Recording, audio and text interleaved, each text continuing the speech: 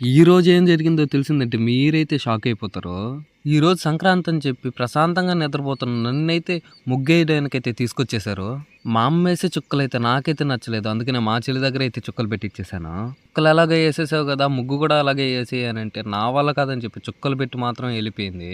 ఒకవేళ మా చెల్లి చుక్కలేస్తే చేతబడి చేసినట్టే ఉంటుంది. ఇదంతా అయ్యే పనిలా లేదని చెప్పి నేనైతే ముగ్గేయడానికి వచ్చేసాను. వచ్చా గానీ కనీసం పిండి పట్టుకోవడానికి కూడా కావట్లేదు.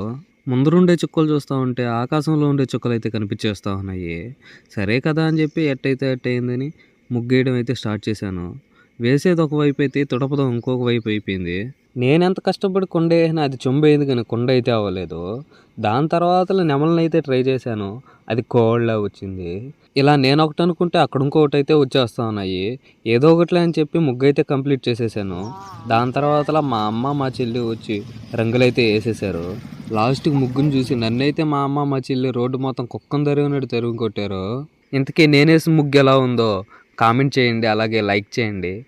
మన ఛానల్ని ఇంకా ఎవరైనా సబ్స్క్రైబ్ చేసుకోకుండా ఉంటే సబ్స్క్రైబ్ చేసేసుకోండి. Please subscribe and follow.